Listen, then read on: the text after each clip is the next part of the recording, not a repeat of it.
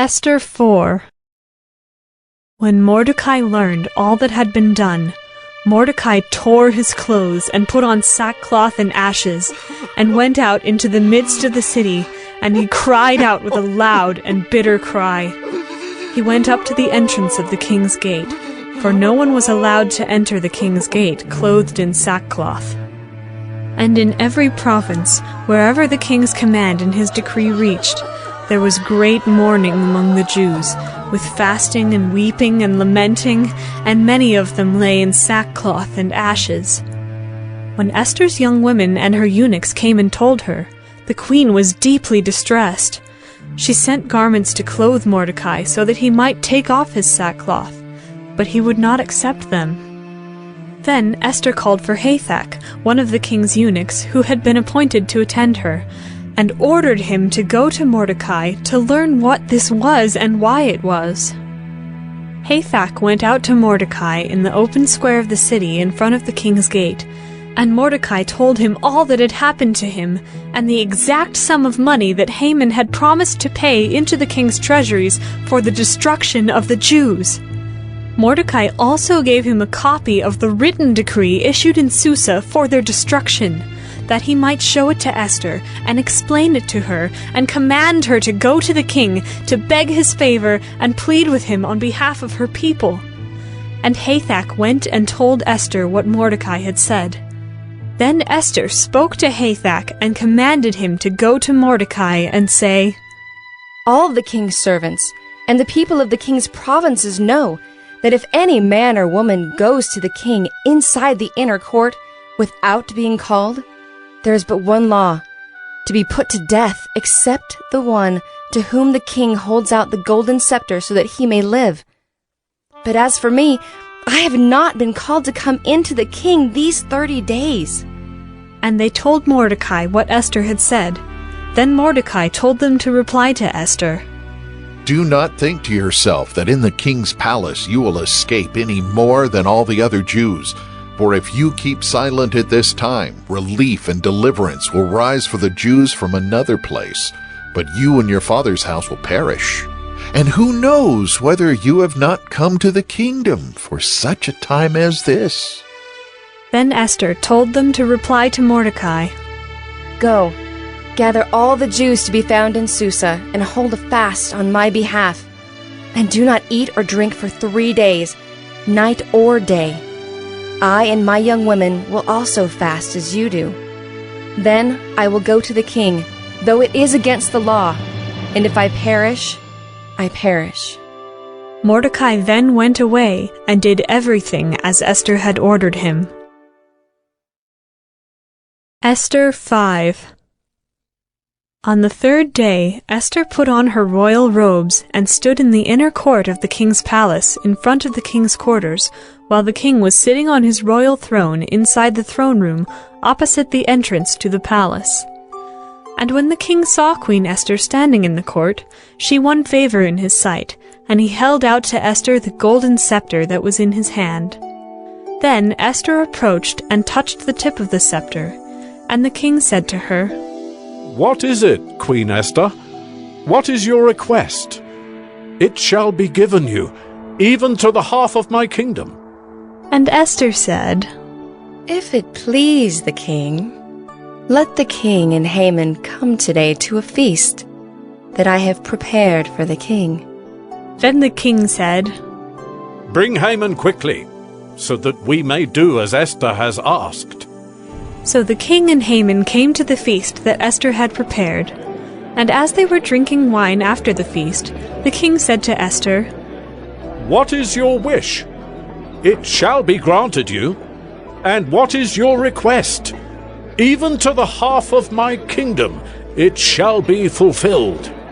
Then Esther answered, My wish and my request is, if I have found favor in the sight of the king, and if it please the king to grant my wish and fulfill my request, let the king and Haman come to the feast that I will prepare for them, and tomorrow I will do as the king has said. And Haman went out that day joyful and glad of heart. But when Haman saw Mordecai in the king's gate, that he neither rose nor trembled before him, he was filled with wrath against Mordecai. Nevertheless, Haman restrained himself and went home, and he sent and brought his friends and his wife Zeresh. And Haman recounted to them the splendor of his riches, the number of his sons, all the promotions with which the king had honored him, and how he had advanced him above the officials and the servants of the king. Then Haman said, "Even Queen Esther, let no one but me come with the king to the feast she prepared. And tomorrow also I am invited by her together with the king. Yet all this is worth nothing to me, so long as I see Mordecai the Jew sitting at the king's gate."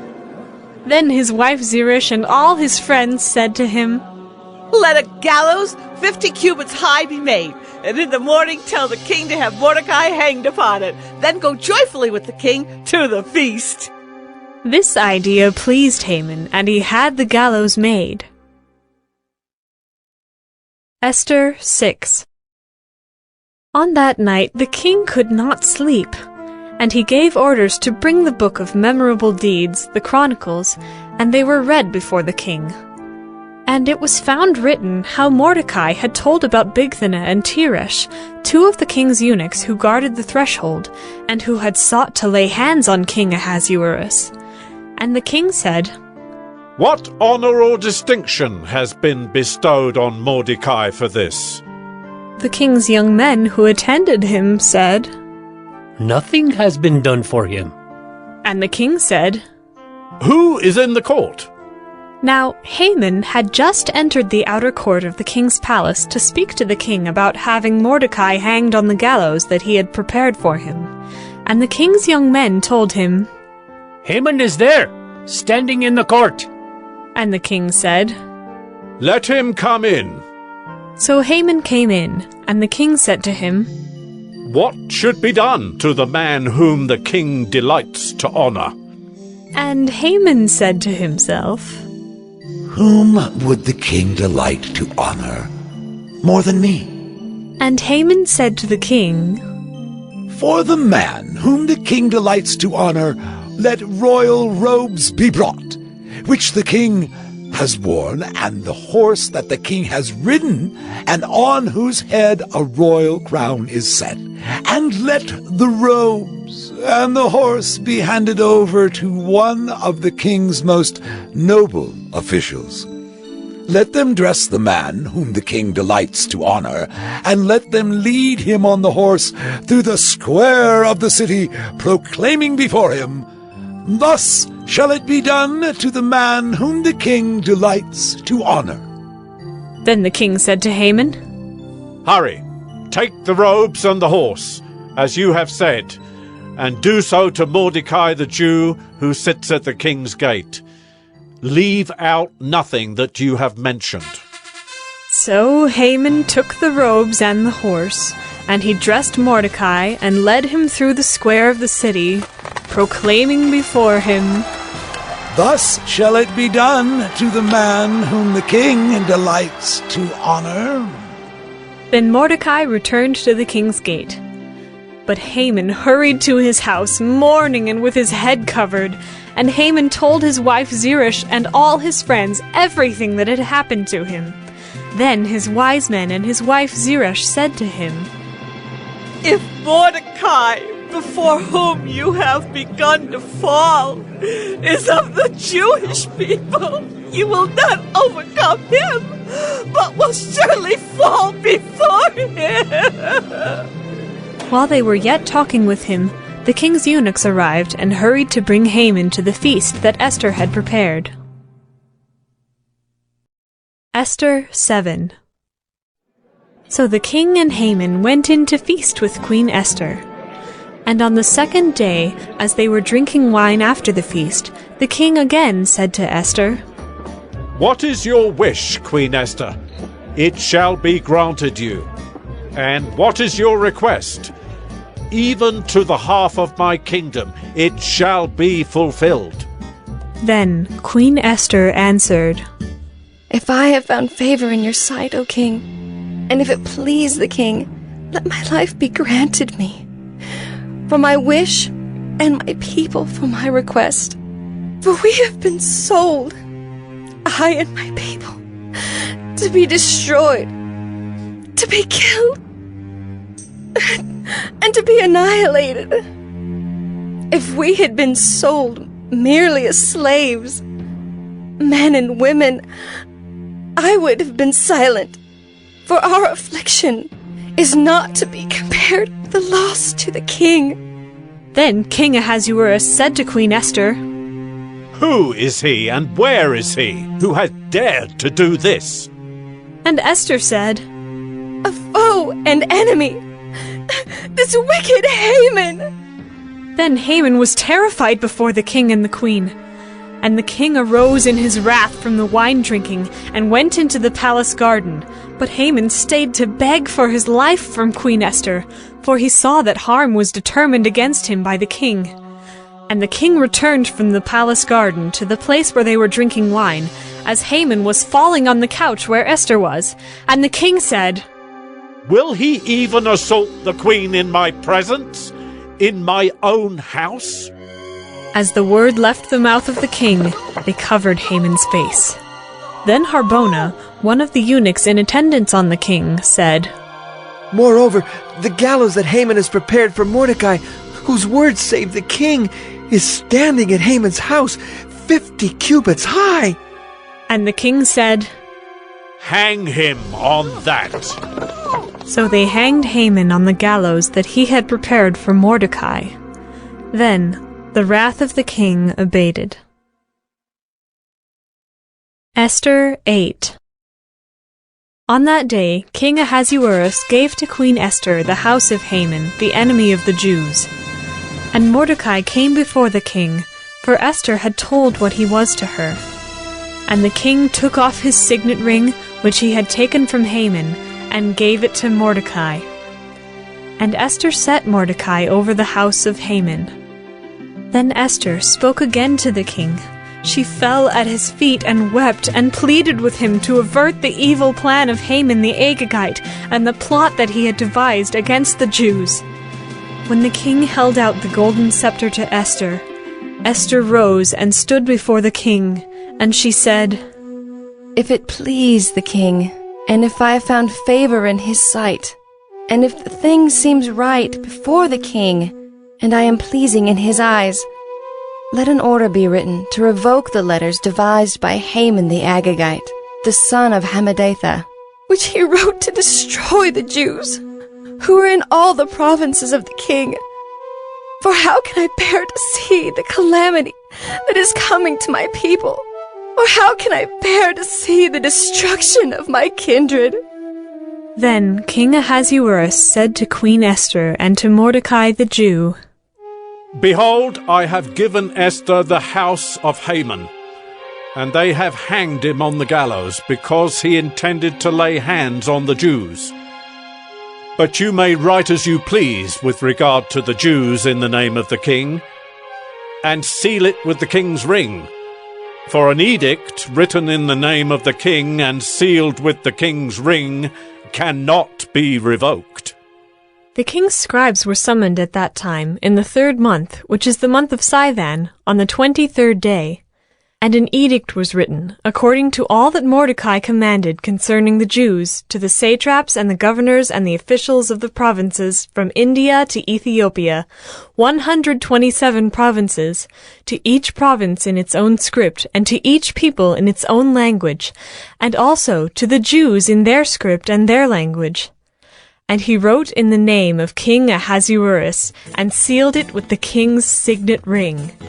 Then he sent the letters by mounted couriers riding on swift horses that were used in the king's service, bred from the royal stud, saying that the king allowed the Jews who were in every city to gather and defend their lives, to destroy, to kill, and to annihilate any armed force of any people or province that might attack them, children and women included, and to plunder their goods, on one day throughout all the provinces of King Ahasuerus, on the 13th day of the 12th month, which is the month of Adar. A copy of what was written was to be issued as a decree in every province, being publicly displayed to all peoples, and the Jews were to be ready on that day to take vengeance on their enemies. So the couriers, mounted on their swift horses that were used in the king's service, rode out hurriedly, urged by the king's command. And the decree was issued in Susa, the citadel. Then Mordecai went out from the presence of the king in royal robes of blue and white, with a great golden crown and a robe of fine linen and purple, and the city of Susa shouted and rejoiced. The Jews had light and gladness and joy and honor. And in every province and in every city, wherever the king's command and his edict reached, there was gladness and joy among the Jews, a feast and a holiday. And many from the peoples of the country declared themselves Jews, for fear of the Jews had fallen on them. Esther 9. Now in the 12th month, which is the month of Adar, on the 13th day of the same, when the king's command and edict were about to be carried out, on the very day when the enemies of the Jews hoped to gain the mastery over them, the reverse occurred. The Jews gained mastery over those who hated them. The Jews gathered in their cities throughout all the provinces of King Ahasuerus to lay hands on those who sought their harm. And no one could stand against them, for the fear of them had fallen on all peoples. All the officials of the provinces and the satraps and the governors and the royal agents also helped the Jews, for the fear of Mordecai had fallen on them. For Mordecai was great in the king's house, and his fame spread throughout all the provinces, for the man Mordecai grew more and more powerful. The Jews struck all their enemies with the sword, killing and destroying them, and did as they pleased to those who hated them. In Susa the citadel itself the Jews killed and destroyed 500 men, and also killed Parshandatha, and Dalphon, and Aspatha, and Poratha, and Adalia, and Aridatha, and Parmashta, and Arisai, and Aridai, and Vizatha, the 10 sons of Haman, the son of Hammedatha, the enemy of the Jews, but they laid no hand on the plunder. That very day the number of those killed in Susa the citadel was reported to the king. And the king said to Queen Esther, In Susa the citadel, the Jews have killed and destroyed 500 men, and also the 10 sons of Haman. What then have they done in the rest of the king's provinces? Now what is your wish? It shall be granted to you. And what further is your request? It shall be fulfilled. And Esther said, If it please the king, let the Jews who are in Susa be allowed tomorrow also to do according to this day's edict, and let the 10 sons of Haman be hanged on the gallows. So the king commanded this to be done. A decree was issued in Susa, and the 10 sons of Haman were hanged. The Jews who were in Susa gathered also on the 14th day of the month of Adar, and they killed 300 men in Susa, but they laid no hands on the plunder. Now the rest of the Jews who were in the king's provinces also gathered to defend their lives, and got relief from their enemies, and killed 75,000 of those who hated them, but they laid no hands on the plunder. This was on the 13th day of the month of Adar, and on the 14th day they rested and made that a day of feasting and gladness. But the Jews who were in Susa gathered on the 13th day and on the 14th, and rested on the 15th day, making that a day of feasting and gladness. Therefore the Jews of the villages, who live in the rural towns, hold the 14th day of the month of Adar as a day for gladness and feasting, as a holiday, and as a day on which they send gifts of food to one another. And Mordecai recorded these things, and sent letters to all the Jews who were in all the provinces of King Ahasuerus, both near and far, obliging them to keep the 14th day of the month Adar, and also the 15th day of the same, year by year, as the days on which the Jews got relief from their enemies, and as the month that had been turned for them from sorrow into gladness, and from mourning into a holiday, that they should make them days of feasting and gladness, days for sending gifts of food to one another and gifts to the poor. So the Jews accepted what they had started to do, and what Mordecai had written to them. For Haman the Agagite, the son of Hammedatha, the enemy of all the Jews, had plotted against the Jews to destroy them, and had cast pur, that is, cast lots, to crush and to destroy them. But when it came before the king, he gave orders in writing that his evil plan that he had devised against the Jews should return on his own head, and that he and his sons should be hanged on the gallows. Therefore they called these days Purim, after the term pure. Therefore, because of all that was written in this letter, and of what they had faced in this matter, and of what had happened to them, the Jews firmly obligated themselves and their offspring and all who joined them, that without fail they would keep these 2 days according to what was written, and at the time appointed every year. That these days should be remembered and kept throughout every generation in every clan, province, and city, and that these days of Purim should never fall into disuse among the Jews, nor should the commemoration of these days cease among their descendants. Then Queen Esther, the daughter of Abihail, and Mordecai the Jew gave full written authority confirming this second letter about Purim. Letters were sent to all the Jews, to the 127 provinces of the kingdom of Ahasuerus, in words of peace and truth, that these days of Purim should be observed at their appointed seasons, as Mordecai the Jew and Queen Esther obligated them, and as they had obligated themselves and their offspring, with regard to their fasts and their lamenting. The command of Queen Esther confirmed these practices of Purim, and it was recorded in writing. Esther 10.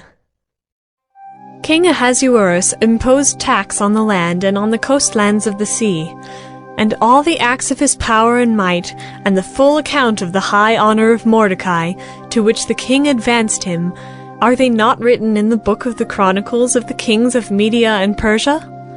For Mordecai the Jew was second in rank to King Ahasuerus, and he was great among the Jews, and popular with the multitude of his brothers, for he sought the welfare of his people, and spoke peace to all his people.